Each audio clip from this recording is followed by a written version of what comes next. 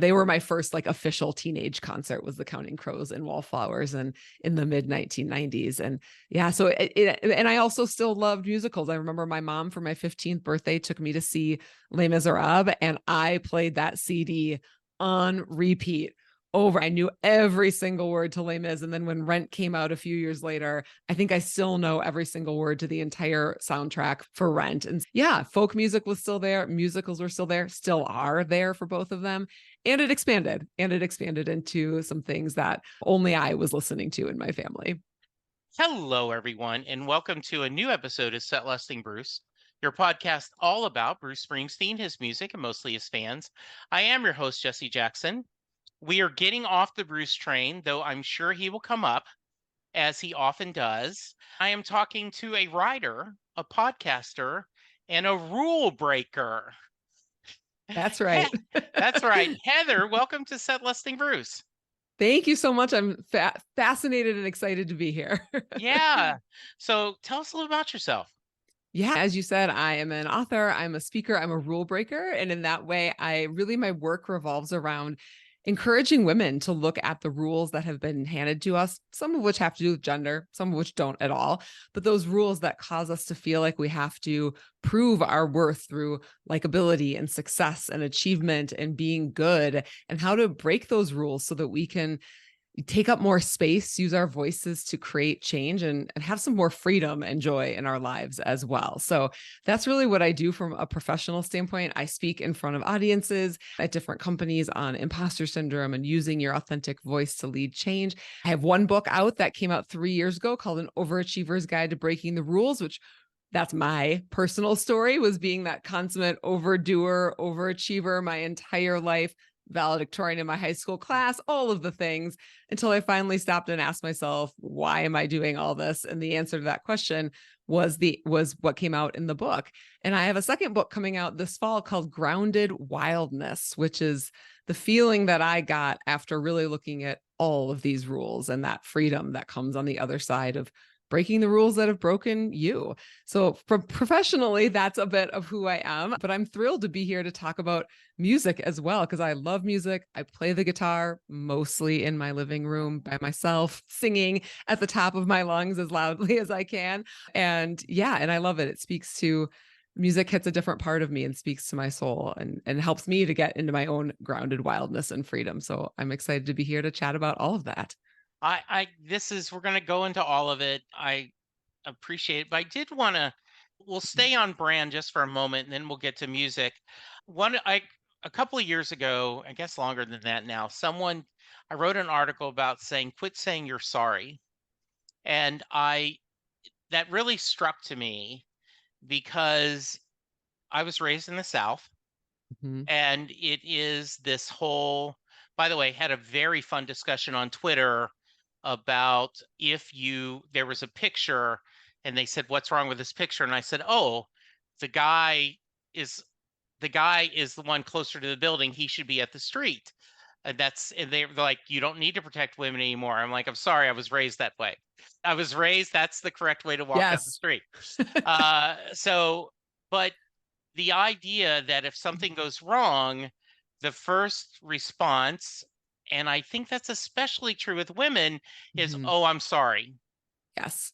Not, Even when nothing has gone wrong. yeah, just if someone seems unhappy, it's, oh, I'm sorry. And versus and they're like immediately want them to fix it versus it's not my responsibility to fix this. Wait a minute. I'm willing to do my part, but why all of a sudden is it looking? And one of my favorite, I worked for a company where we were very liberal in our fraternization rules. So at one point we had a mom and 3 of her children working for us at different shifts. And their last name was Terashita. And we had a sign on our break room, unless your last name is Terashita, your mom doesn't work here. Clean up after yourself. That's cute. I like that. Yeah. Yeah. And I'm sure we could spend a whole hour just talking about that. But why do you think that happens so often? What is that? Mm. Why do you think that is a symptom of I've got to fix this? Yeah, it's such a good question. First, I have to comment on your moving women to the inside of the street. I was on Yes. a date about a year ago. I had never experienced this before. I'm from Minnesota. I live in Colorado. And the man was actually from another country, so not even American. And he literally moved my body, not forcefully, not in any Yeah. harmful way, but I was like, what are you doing? What is going on? And I actually asked him, I'm like, what did you do? He's like, oh no, women should be on the inside. I was like, oh, okay. I had never experienced that before. So it was an interesting experience, and I had a strong reaction to it. I didn't really appreciate being moved like that and not being given a choice, which was an interesting thing as well. On the I'm sorry side, I think part of it is, or the feeling like you have to fix things. I feel like they're intertwining kind of a Venn diagram between those two. On the I'm sorry side, part of it's just habit. Part of it is when you listen to other people around you, particularly people who are like you, like the same gender, we tend to mimic other people or just pay attention. If our moms apologize for everything, we're more likely to apologize for everything. So I think that's part of it. But then also there is this part of it of women in general and really people from underrepresented groups on the whole have to not just be intelligent or warm in order to be trustworthy. You have to be both. So you like have to be competent and intelligent and show your what you know, but at the same time you have to be warm and sometimes apologetic and empathetic and all of these things at the same time in order to be trusted, in order to be credible, in order to be listened to.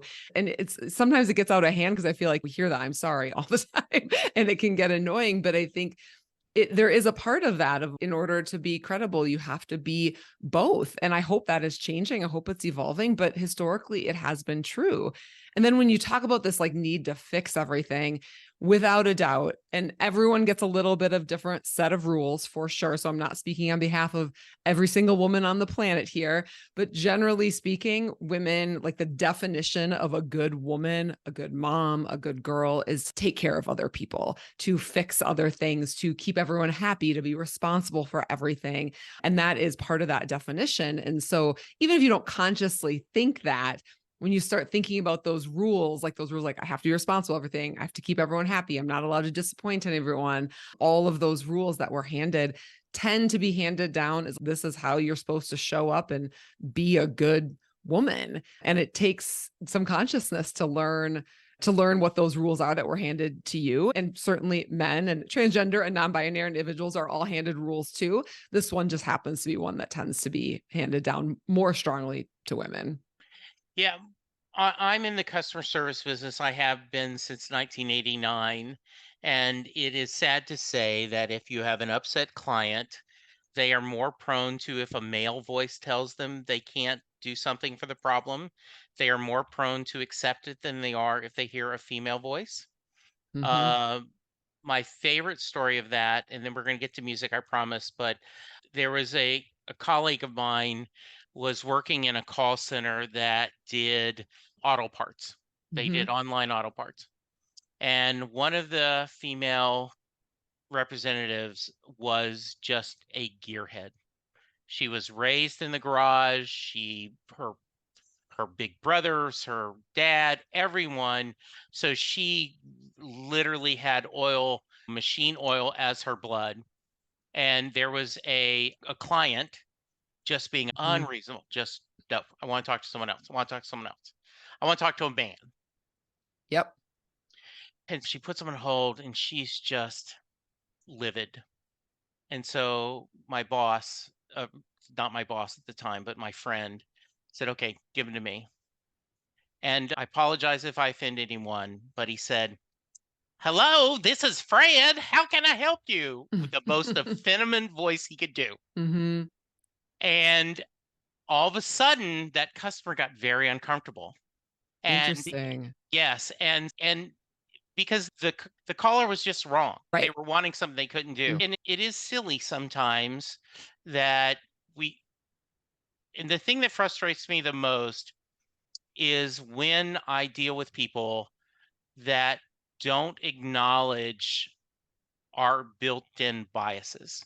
Yes. I'm a 64-year-old white guy. I know I have built-in biases. I realize my experience is totally different than people who are younger than me, people that were not raised in the South, people that were raised in a different environment, people with different colors, races, genders. It is different. And to not acknowledge that just seems like you're just a little bit silly. Yeah, and I have built-in biases too, and my experience as a white woman is different than the experience of a woman of color. Not all Yeah, women of color have the same experiences either, absolutely. so Yes. totally, and I think it's such a good example, and I work a lot with women inside companies and particularly predominantly male companies, and I hear really similar examples all the time, and sometimes they're not quite as blatant as what you're talking about, like, sometimes they are. Sometimes they're like, "No, I wanna talk to the manager," and the woman is, "I am the manager, like, that is Yeah. me." And they aren't even believed. That's on one side of the spectrum. But then other times it's more subtle, like just a surprised look when that Yeah. individual finds out that this person is the manager. And then they listen, but they were surprised. And the woman on the receiving end of that has to deal with that over and over again. And Absolutely. that's some of the things that can cause like doubt and imposter syndrome as well, is when you're getting that response. Of course, not from everyone, but on a regular enough basis that Hmm. it impacts you, because how could it not? How could it not impact you? Yeah. Yeah. So, Heather, you talked about growing up. Where did you grow up? And what kind of music, I always like to start at the beginning, did your family listen to as you were growing up? I grew up in Minnesota and we listened to primarily like oldies, so old folk music and musicals. Okay. These are the two that I grew up in. And to the point where like I can't even count the number of times I've watched the Peter Paul and Mary PBS special that was Uh, probably from like 1982, 1983. We had it recorded on VHS, watched it over and over again. Peter Paul and Mary was actually my first concert. And those of you who are listening who can't see me, I was born in the 80s, not in the 50s. And but those were my first concerts. Beach Boys was my second concert. And in car rides, we listened to the Kingston Trio and Simon and Garfunkel and those types of music. And then musicals were also huge in my family. Like all my entire family loves musicals. And I started going to musicals. My grandma started taking me to musicals at a young age. Like we went and saw My Fair Lady at a good theater when I was probably 8 or 9 years old. And I still love musicals and folk music and oldies. And yeah, so that's really the music that I grew up on, was those two particular genres.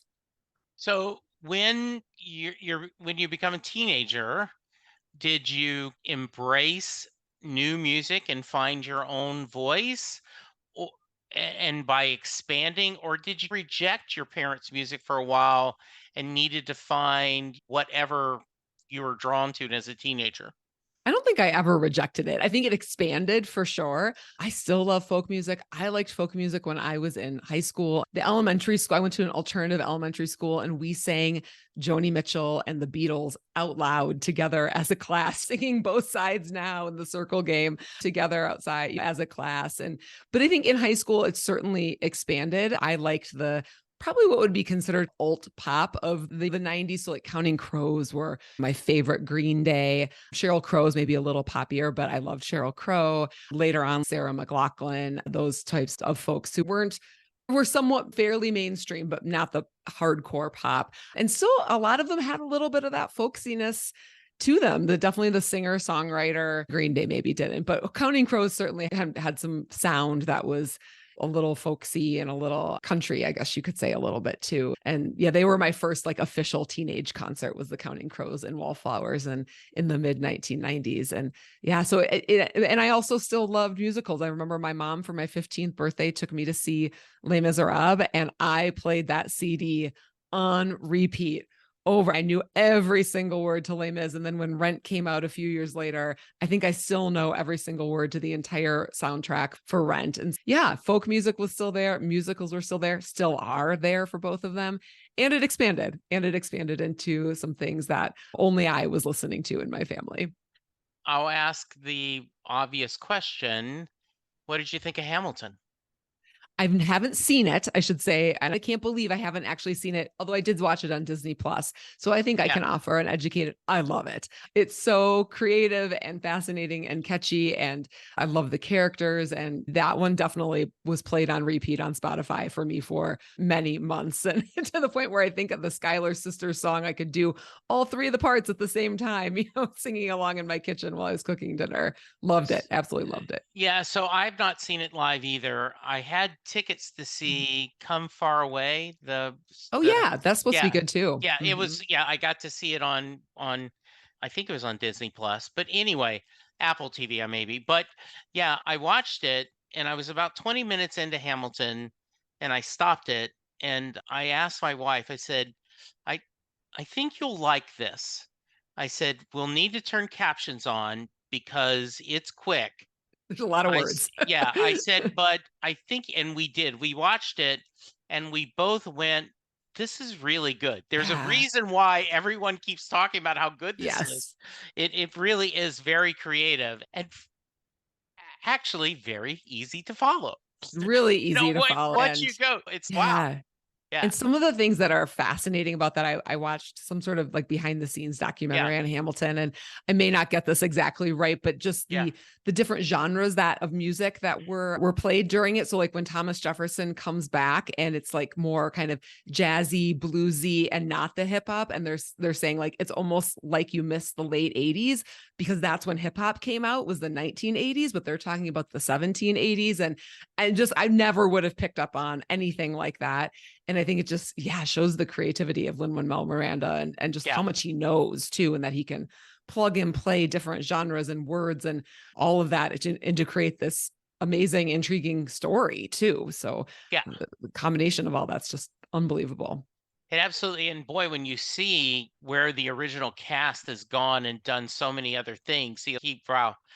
So when we first started talking, Mhm. you mentioned that a lot of influences, but two came to mind first is Joni Mitchell and Brandy Carlisle. So I'll ask Joni first.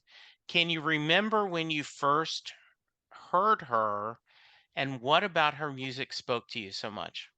So I don't remember the exact second, but it definitely would have been in elementary school. So I was, Okay. like I said, I went to an alternative elementary school where we did go to regular music class some of the time, but in my homeroom classroom in fifth and sixth grade, I think my teacher was just a giant hippie. He was a very good teacher and also a big hippie. And we listened to and sang along with Both Sides Now and The Circle Game and Big Yellow Taxi.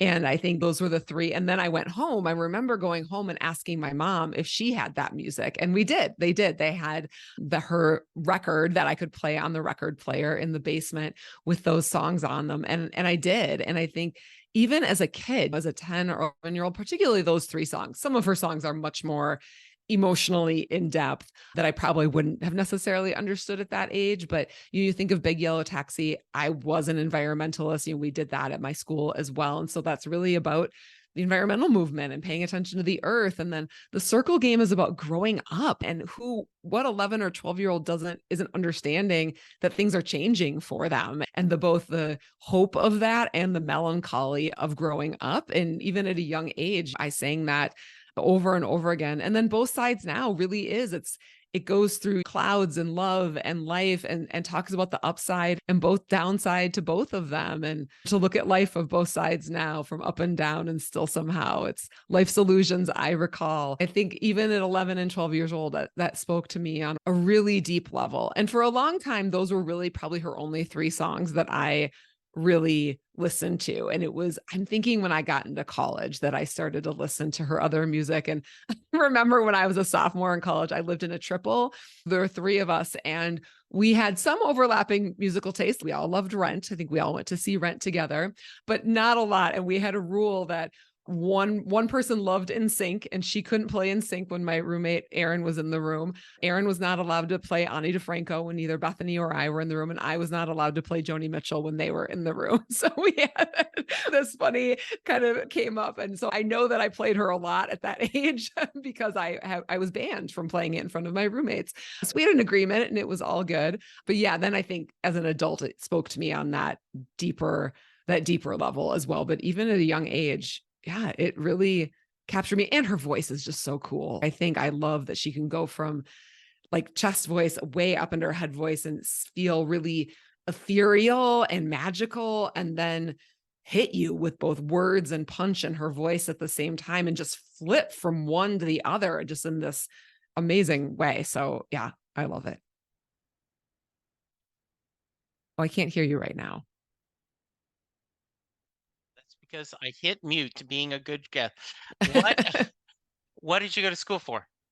My undergraduate degree is in conservation biology from Okay. University of Wisconsin, Madison. However, I really had no idea what I wanted to do with my life. So I did teach environmental education for a few years, and I led outdoor trips with teenagers in Colorado and Utah and California.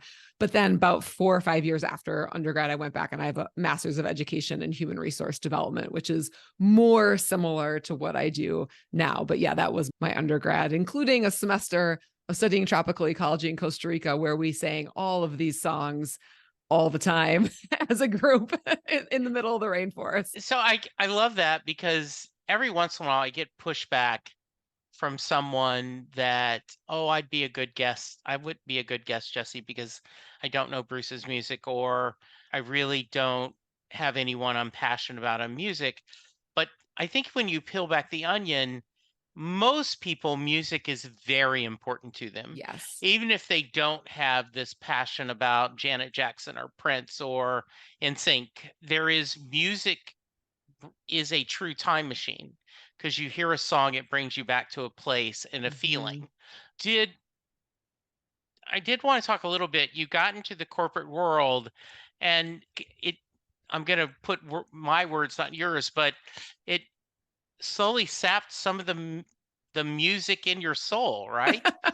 That's probably, yes, I would say that is accurate. And then the interesting thing is, I actually had really good, overarchingly really good experiences in my corporate jobs. I had great managers. I worked with good people. And what's also true is that my 10 years in corporate did very slowly take me away from myself and my authenticity. And it was those smaller comments of me being too direct and needing to rein myself in and my energy in, and trying to figure out how I could be authentic and fit in at the same time and kind of be who I was supposed to be and speak this corporate language and serve everyone. And I really couldn't, I think, was the answer to that. Or at least I didn't know how. I didn't know how to do that. And so, yeah, I never felt like I was completely gone by any stretch of the imagination. And I always would have called myself authentic. And I think everyone around me, in fact, people would actually tell me, wow, you're so authentic. And even when they said that, I knew that I was holding back. I knew that I was like, the 70%, 80% I was showing was authentic. And there was a 20% that was not, I was not putting out there. It was not showing up. It was, yeah, the trying to take all the feedback in, trying to be all things to all people, trying to be perfect, trying to be the overachiever, and fit into a culture that, to be honest, probably just didn't fit my personality. Like I'm happy with my corporate career and also happy when it ended. And now running a business is a much better fit for my personality as well. Heather, was there a road to Damascus moment where you went, this isn't me? Well, it's interesting. Looking back, I think I always knew it Okay. because I was doing well in my jobs. I was getting promoted. I was changing. I was going to different roles. I worked just for two different companies. So I had a lot of movement within those companies. And but at the same time, if you'd ask me, what are your career goals? Where do you want to be 5 or 10 years from now? And I've already said I was the overachiever, the Sure. overdoer. And I couldn't have answered that question. Like I didn't see myself 20 years into the future and or wanting to be like the head of HR at a company. And I think the reason I didn't see myself in those roles is because I didn't actually want those roles. I was maybe supposed to want those roles, but I didn't actually want those roles.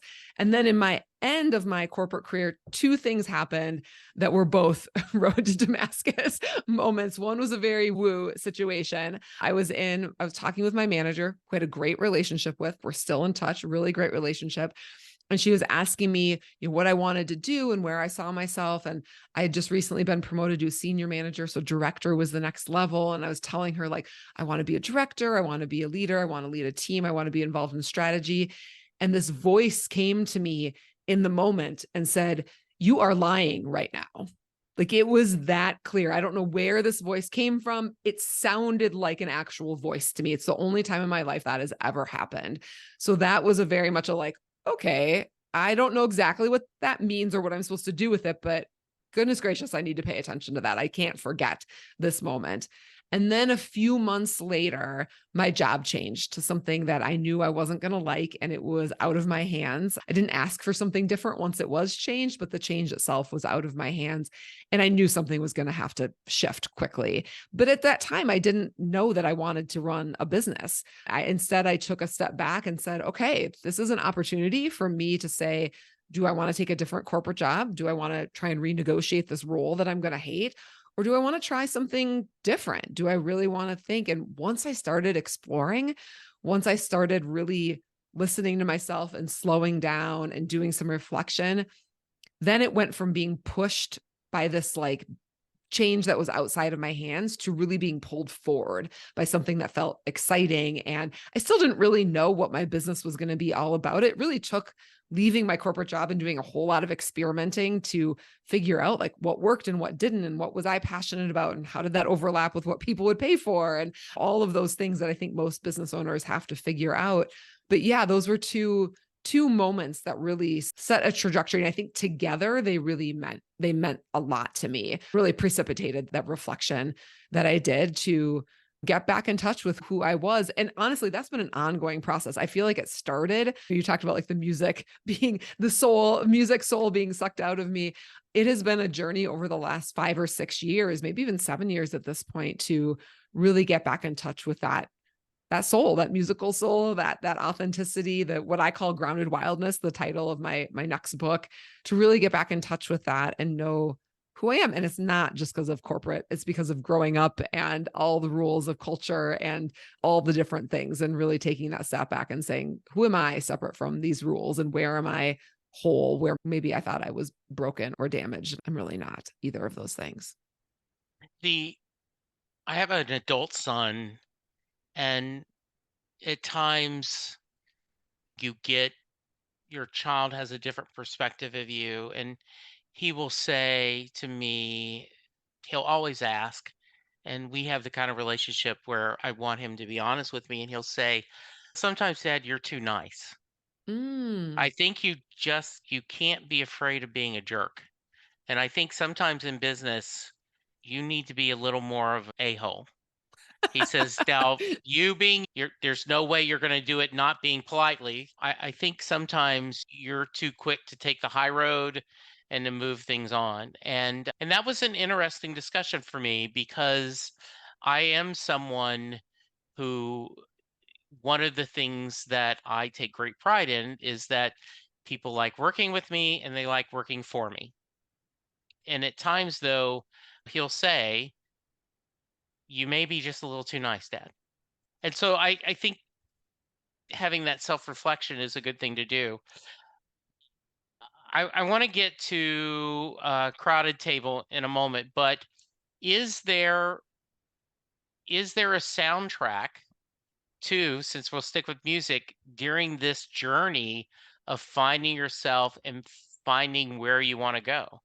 Oh my gosh, there are several songs. I would say like the immediate one that comes to mind is the duet that Alicia Keys and Brandi Carlile did called A Beautiful Noise. And it's about using your voice and finding your voice. Yeah. And I love that song. I play it often and sing to it before I do my keynote on Discover Your Authentic Voice, because I feel like it's both finding your own voice, but then being in choir, literal, figurative, with other Mhm. voices as Yeah. well, and how that makes a difference. So that one immediately comes to mind. Interestingly, and the topic of this song has nothing to do with this journey at all. But I recently started playing Jolene on my guitar, and I take it down about 6 frets because my voice is way lower than Dolly Parton's. But there's something so powerful in both the words, even though they're desperate words, they're powerful, and just the notes themselves. So I think it's finding those songs that really hit in my soul. Sometimes it's the words, and sometimes it's just the notes, and learning to let it go. Because I used to hold back. I used to hold back a lot when I was singing in particular, because I was so afraid that I would make a mistake. And so even when I was singing in my living room when no one could hear me, I was such in the habit of reining my voice in, that there is, now that I've let that go, for the most part, it is freedom inducing to just open my mouth and sing, and really sing from my gut and my head and my chest and let it all go. So any of those songs really do that for me, that just allow me to feel free. Isn't that I have the same issue sometimes of worry, like I will spend time, let's say you're daydreaming before you go to bed, and all of a sudden I'm going through all the things that has to be done correct versus just relaxing into the possible Yes. drain. Instead of worrying about just enjoying, you're losing yourself in the music, losing yourself in that. But the joy of doing it poorly, but Yes. doing it with energy. It's Yes. okay sometimes to do things poorly and still enjoy it. Absolutely. Yes. And I think we don't get that message very often in our culture. There's a lot of messages that are like, if you're going to do it, you have to be good at it. Or even more so now, I didn't get this growing up, but now there's a lot of, if you're going to do it, you need to monetize it. And it's no, you can take an art class and be terrible and still enjoy the art class. You can enjoy the act of putting paint onto canvas. You can enjoy the act of learning how to play the guitar or sing or train for a 10K. Like, I just recently heard a story about a guy who he has t-shirts that say slow AF on them because that's what someone yelled out to him when he was running a marathon. And he was like, yeah, and I'm going to own that. Like, I am slow and I'm still going to enjoy it. And I'm getting a lot out of this. And yeah, our culture tends to be very achievement driven. And it's no, sometimes we just get to do things for joy and not for speed or accomplishment or money or making it good. It just gets to be the experience of doing it. And that's enough. Way back, Harry Chapin wrote a song called Mr. Tanner. I don't know if you've ever heard it. I don't think so. So I'll send you a link. Okay. But basically, the premise is he was a dry cleaner, and this is based on a true story. And he sang when he cleaned clothes, and everyone talked about what a great voice he is.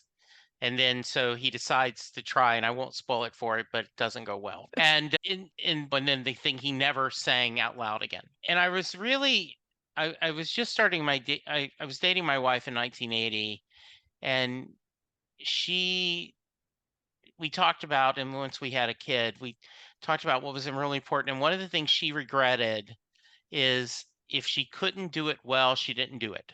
Yeah. Nope. If I'm not sure I'm going to make team, I'm not Mm-hmm. even going to try out, Yes. It's really you know? common. And it is, that's sad, but I think it's true to a lot of people Mm-hmm. that they do that. And I get asked fairly often about podcasting, what's your advice? And I go, first thing is make sure you have a topic you enjoy talking about. Mm-hmm. Make sure it's something that if no one else ever listens to it, you're still going to have fun doing it. Yes. And I'd hit over 1,000 episodes of this podcast, been doing it since 2015. And just this year, Pantheon, my network, reached out and said, hey, we don't have a Springsteen podcast. Would you want to join us? I love that. Eight Yeah, years in.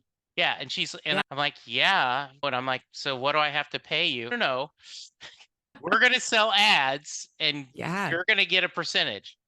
Really?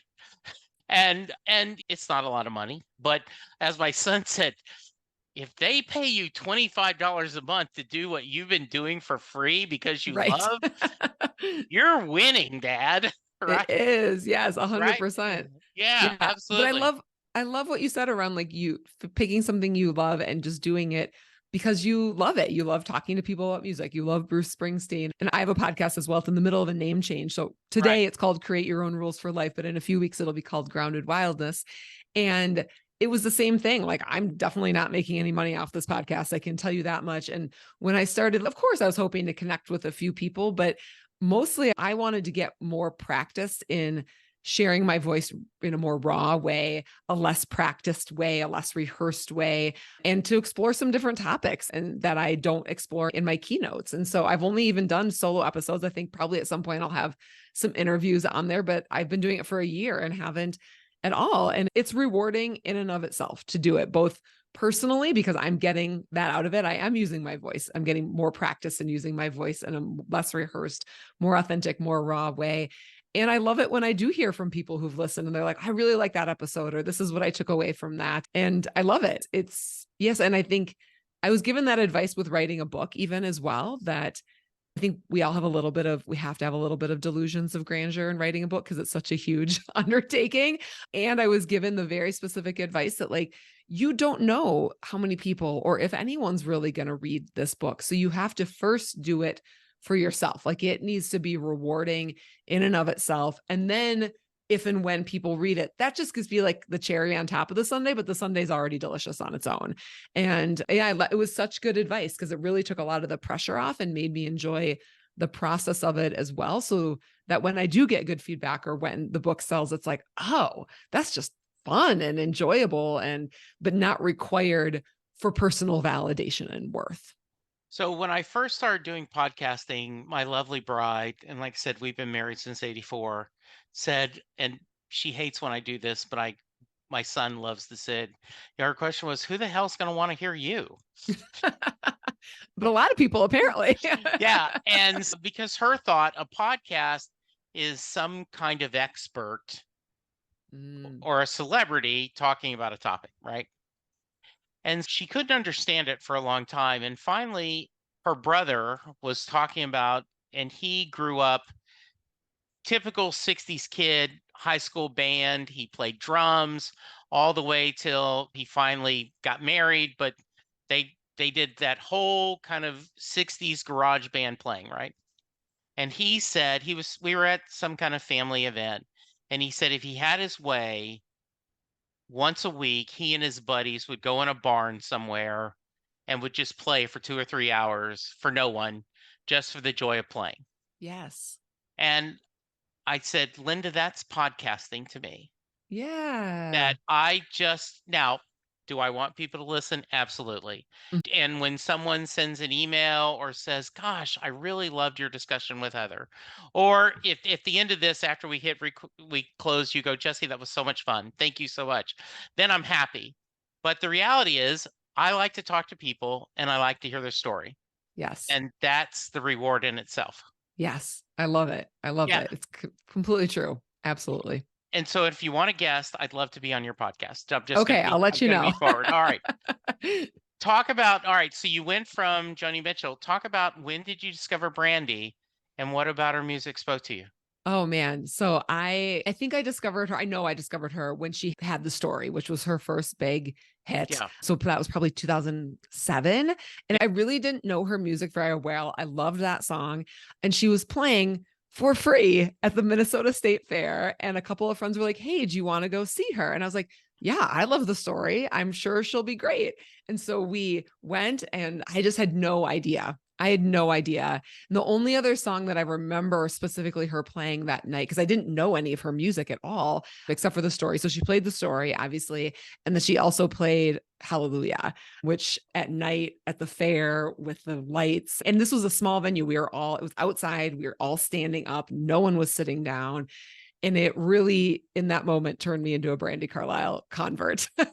And I started listening to her music slowly, I would say, over time and learning it. And it's really been probably in the last 5 or 6 years that she is without a doubt. She and Joni Mitchell are my number. I couldn't pick which one's number one and which one's number two. And I love that they work together and they've supported each other. And she's worked with Joni Mitchell to get her back on stage, which I think is so amazing after the health concerns that she had several years ago. And just so many cool things. And I think one of the things I really appreciate about Brandi Carlile is a couple of things. One, like her music is different. It evolves. Some of it's very Americana. Sometimes it's a little alternative. It has a lot of different sounds to it. Her voice is just out of this world, I think. So I don't know. I can't think of anyone else who sounds like her, who has the power. And her topics vary a lot too. So I love that like some of her songs are just fun and silly or about childhood and growing up. And then other ones are really serious or they have commentary, like the joke is really social commentary. And I love that. And again, I think she's also someone who her voice has so much power and so much vulnerability and depth all at the same time.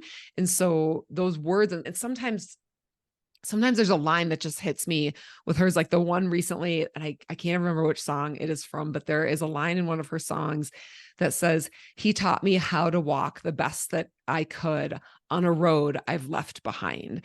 And I've just thought, gosh, how many of us have gone through that? And how have I gone through that? That the people around me who loved me, who love me currently, taught me the best they could on how to walk on a road that I'm no longer on. Like I'm on a totally different road. And that just, it spoke to me so deeply. And yeah, so those songs and You and Me on a Rock right now is something I play on my guitar all the time. And I love it. It's variety, it's power, it's strength, it's vulnerability, all wrapped up into one. And I think that's what I try to be myself as well. I hadn't really thought about that before. I'm saying the words quite literally out loud right now, but in a completely different way, try myself to embody my own type of power and vulnerability and strength, all three of those at the same time. Because when she gets on stage, she knows she's good. And she also isn't arrogant about it. So she knows it, she owns it, she stands up there in power and strength. And is also vulnerable at the same time. And I think that's a magical combination in any human. Yeah, I think so too. I have a real good friend. We met early in her career named Sarah Hickman, was recommend compared to Joni Mitchell, except she said Sarah's song would be, "Yeah, you hate me, broke my heart, but that's okay. I'm gonna be all right." There, but she has a song, "Woman Waiting to Happen," and she Oh, says good that, title. yeah, and it says, "It's no secret that I love you, but this is like a love I've never known. My mistakes brought me to this place where the flowers replace the thorns." I like that. Yeah. Yeah, Great title too. Woman yeah, Waiting to Happen. Great and I title. love that my mistakes brought me to this place. Mm, Too many of us we beat ourselves up so much hmm for our missteps and what we did wrong. Once again, we got to do it right or else why hmm try it at all Yeah. versus just it. One of my favorite Springsteen songs is a song called Better Days. And it says, I sitting around waiting for my life to begin while it's all just Yes. slipping away. Yeah. Cause every day is your life. And Yeah. there's so many things that we can wait for. And yet perfection is never going to happen because life No, isn't perfect and humans aren't perfect. And yeah, so we get to either beat ourselves up along the way for that or accept it. And I know it's a lot easier said than done. And there's it whole is. bunches of reasons for all of it. I don't want to make Yeah. light of it. No, And yeah, yeah, Heather, I imagine, and I don't want to put words in your mouth, but I think it would be a fair bet that you probably, your editor had to tell you, "It's as good as it's going to get, Heather. We got to move on." So weirdly, I would say I have been a little bit of a perfectionist when it comes to a little bit of the formatting of the book. I'm like, Okay. wait, can we Yeah. move that and down to the next Okay. line in the Okay. title? Okay. But with writing itself, for reasons I do not understand, Really? I have not been a perfectionist with writing. For a lot Good. of people, that's where it shows up. I'm still have to deal with some perfectionism in other parts of my life. Yeah. In writing, for whatever reason, it comes out of my soul and then I edit it. And I am like a compassionately ruthless editor with myself where I'm just like, ooh, that part's really good. Nope, that needs some work. Nope, that doesn't even need to be in the book at all. And we can just get it on out. And I'm really weirdly efficient about it in a way that is connected, but not in a way where I feel badly about it or yeah, I don't know. I don't know why. I don't know Awesome. why. I'm so happy to hear that. It Yeah, like that's great. yeah, Uh, I don't know why it doesn't show why the perfectionism mm, just never showed up there for some reason. yeah. I promised you that we would try not to go over an hour, and we're A getting little over is close. okay. Yeah. So talk to me about Crowded Table. Yes. You said that this was, and it's from Brandy Carlisle, was part of the Highwomen, which Yes. is a super group, including Amanda Shires, who is the wife of my latest obsession, Jason Isbell. So talk to me about that song. Tell me why and what about it meant so much to you. Yeah. So I was listening to Brandy Carlisle on Spotify in probably like maybe fall 2019. And I was just listening to had it on in the background and just it was on variety. It was on like shuffle on Spotify. And all of a sudden Crowded Table came on and I'd never heard it before. And I was like, wait, what is this? And I stopped and listened to the words and then proceeded to play it over and over again. And when I heard the words of that song, I thought, this is the world that I want to live in. This is the world that I want to help to create. Like, I want a house with a crowded table and a place by the fire for everyone. And I'm in a very literal way and in a figurative way. And yeah, it spoke to me and in a way that wasn't just to me, but in a way that I was immediately like, this song needs to be shared. And up until that point in my life, I've always loved to sing. I've playing the guitar for over 20 years. And yes, I've led some campfire songs and I've sung with kids and things like that. But I really had very rarely, if at all, sang on my own, like up in front of even 10 people with my guitar, really trying to sound decent because I was so nervous that I would make a mistake that inevitably those times that I did sing in front of people, I was so nervous I would make a mistake. Like my voice would crack because of the nerves and tightening my throat and trying to hold it all in and not make the mistake. And with Crowded Table, I was like, I need to share this song. And I was part of a spiritual community at that time. And I reached out and said, can I sing this in front of the group? Because I think it's going to really resonate with people. And I feel like it's a song that needs to be heard. And that was the first time I'd ever gotten up in front of a group like that. And I remember I had propped up my right leg against the chair and it was shaking so badly. I had to like put it in the middle of the song, had to cross and uncross my leg so that my leg would stop like bumping my guitar up and down. It was shaking so much. And I played that song in front of the group in probably January of 2020. And then we all know what happened in March of 2020, COVID hit. And I thought a few weeks into COVID, I was like, I need to sing this song again. And I recorded a video of myself playing in my apartment and put it on Facebook just to the people I was connected with. But it still means a lot to me in that, yeah, this is the world that I want to live in and the world that I want to be a part of creating. Like I want a house with a crowded table. And that's where everyone is welcome. It doesn't matter if you are broken, like the door is always open to you. And that just hit me in a really deeply personal way that I would consider Crowded Table my favorite song right now. It has been since I first heard it, simply because it mirrors the person that I want to be in the world that I want to create. I always like to preface this with the amount of times you've seen an artist perform is not a fair barometer of how big of a fan you are. So, have you been able to see her perform? No, only that one time at the Minnesota State Fair in Yeah. 2007 or 2008. I live in Colorado now, and I did try and get tickets to Red Rocks last year. I was supposed to be out of town this year, so I didn't even try, but last year. And a friend and I got in different waiting rooms on wherever Ticketmaster, like an hour or two ahead of time. And it wasn't even a close contest to us getting tickets. So Okay. I hope I can see her, even if it means traveling. That I would have, like, if I look back on concerts within my lifetime that I would have loved to have been at, or recent lifetime, when she did Joni Mitchell's Blue, when she covered Blue with Joni Mitchell and Elton John in the front row of the concert, sitting next to each other. I can't even imagine what it would have been like to be in that audience, to hear her sing every word of Joni Mitchell's Blue with Joni Mitchell there listening That on. And I mean, that's probably my favorite album of all time is Blue. Yeah, I would love to see her again. And I'm sure it'll happen at some point. I don't think she's going anywhere from a performing No, standpoint. I don't So think so at all. Yeah. yeah. Tell me a little bit about the new book. Yeah. So it'll be coming out hopefully sometime in October. It went to the printer just on Friday. We're recording this on a Monday, so I haven't gotten the exact date that the printer will have it out, but it's called Grounded Wildness. It is available for pre-sale on my website now, which is heatherwhelpley.com, and then / Grounded Wildness. It really is. It's a deep dive, like I said before, into all these rules that we are handed, particularly as women, although parts of it would apply to any gender, but it's definitely written to an audience of women, that take us away from ourselves and convince us that we need to prove our worth through external means. And some of that I've talked about a little bit today: success and achievement and perfectionism, and my voice as well, that feedback that I got on being too direct and really causing me to overthink.